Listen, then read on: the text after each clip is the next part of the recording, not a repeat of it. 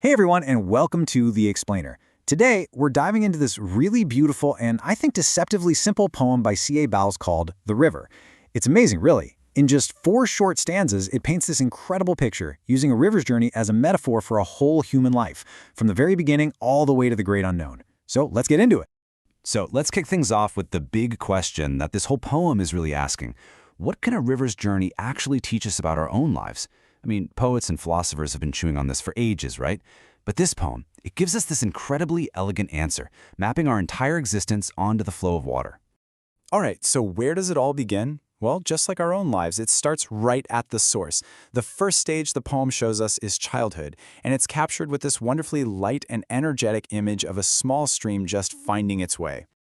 Just listen to this. River, river, little river, bright you sparkle on your way, over the yellow pebbles dancing, through the flowers and foliage glancing, like a child at play. You can almost see it, can't you? The whole tone is just so carefree and full of light. So how does the poet pull off that feeling so perfectly? Well, it all comes down to the words she picks. Sparkle, dancing, glancing, little. These aren't just describing a river. They're full of emotion. They create this picture of something small, vibrant, and just bursting with innocent, joyful energy. And this is where you can really see the comparison click into place. The river sparkling on its way? That's a child's bright energy. The river dancing over pebbles? That's the perfect image of being playful and totally unburdened. And glancing through flowers? Well, that perfectly captures that quick curiosity of a kid who's delighted by everything they see. And then, bam, the poem just spells it out for us, no doubt about it. The whole feeling is wrapped up in this one perfect line, like a child at play. It's such a brilliant comparison, and it sets the stage for everything that comes next. But, we're not kids forever, right? Life doesn't stay in that gentle, sparkling stage. After childhood, the river and our lives change, and they change in a big way. We're now entering phase 2, the turbulent, passionate, and, let's be honest, kind of chaotic years of our youth. And whoa, you can feel that shift in energy right away, can't you? River, river, swelling river. On you rush through rough and smooth. Louder, faster, brawling, leaping. Over rocks by rosebanks, sweeping, like impetuous youth. The feeling has completely flipped, from playful to just forceful. Just look at these verbs. They tell you everything you need to know. Swelling, rush, brawling, leaping, sweeping. These are words that scream power, ambition, and maybe a little bit of recklessness. This isn't a gentle little stream anymore. This is a force of nature that's really picking up steam. And this is such a perfect picture of what it's like to be a young adult. Rushing through rough and smooth, that's all about tackling life's challenges with pure energy instead of a careful plan. Louder, faster, brawling, that just captures that passionate, messy, bold attitude, doesn't it?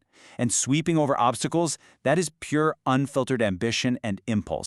And once again, the poem just hits the nail on the head. In this stage, the river isn't just sort of like impetuous youth. In the world of this poem, it is impetuous youth. Okay, so let's move on to the third stage. After that wild rush of youth, things start to settle down. They start to deepen. This is adulthood, what the poem calls our mortal prime. And the pace, you'll notice, it changes again. It becomes something much more profound. Feel the quiet confidence in these lines. River, river, brimming river, broad and deep, and still as time. Seeming still, yet still in motion, tending onward to the ocean. Just like mortal prime. All that chaos is gone. It's been replaced by this calm, immense strength. The key words here really reflect that newfound maturity. Brimming gives you this sense of a life that's full of experiences. Broad and deep, well, that's wisdom, that's substance. And my favorite part is this idea of being still in motion and tending onward. It captures this sense of having a clear, steady purpose. You know where you're going. The poem gives us this really cool paradox here, seeming still, yet still in motion. And that's such a perfect metaphor for adulthood, isn't it? On the surface, life might look steady, maybe even calm. But underneath it all, there's this constant, purposeful movement, always heading towards that final destination, the ocean. This image of a deep, powerful, but steady river perfectly captures the feeling of a life at its peak, our mortal prime. So, where is all of this going? Well, the final stanza takes us to the inevitable end of the river's journey, and of ours. And it's a pretty philosophical and honestly awe-inspiring finish. River, river, headlong river, down you dash into the sea. Sea that line hath never sounded, sea that sail hath never rounded, like eternity. Now, the way the sea is described here is absolutely crucial.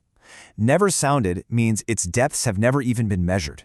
Never rounded means no one has ever sailed completely around it. The point is, the sea here represents something vast, infinite, and, at its core, unknowable. And that's what makes this ending so powerful. The river doesn't just stop or dry up. It merges with something infinitely bigger than itself. The poem isn't really framing the end of life as an ending, but as a transition, a joining with this huge, immeasurable unknown. And that great unknown is given a name: eternity. A state where our normal ideas of time just don't apply anymore. The river, which has been moving through time its whole life, finally gets to a place that's beyond time. And this is where the whole journey was headed. The river becomes one with the infinite, just as life, in the end, merges into eternity. It's a really profound and beautiful way to look at it. So there you have it, the river's whole journey in 4 stages. You've got the playful stream of childhood, the rushing currents of youth, the deep, purposeful flow of our prime, and that final merge into the vast sea of eternity. And that brings us to our last thought and a question I want to leave you with. If your life is a river, following the same path, what stage are you in right now?